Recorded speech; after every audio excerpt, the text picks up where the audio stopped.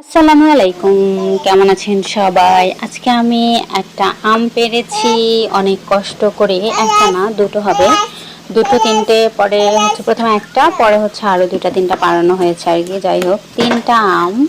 তো এই তো আমি আজকে হচ্ছে আম মাখাবো। তো আম মাখানোর জন্য আমি নিয়েছি শুকনা মরিচ তিনটা, লবণ এবং সরিষার তেল।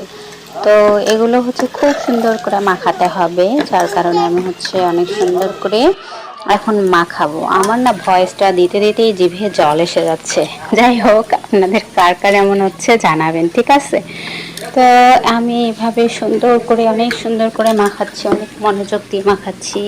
আমার আম মাখাটা অনেক পছন্দ, তাই আজকে আর কি অনেক কষ্ট করে আম পেড়ে নিলাম আমার ভাতিজার কাছ থেকে তিনটা ছোট ছোট।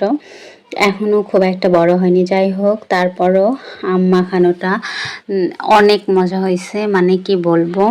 আমি তো বলতেছি কি, আমি ভিডিও করার পর যখন আমি ভিডিও এডিটিংয়ে ভয়েসটা দিচ্ছি, তো আমার হচ্ছে প্রচুর পরিমাণে মানে জিভে জল এসে যাচ্ছে।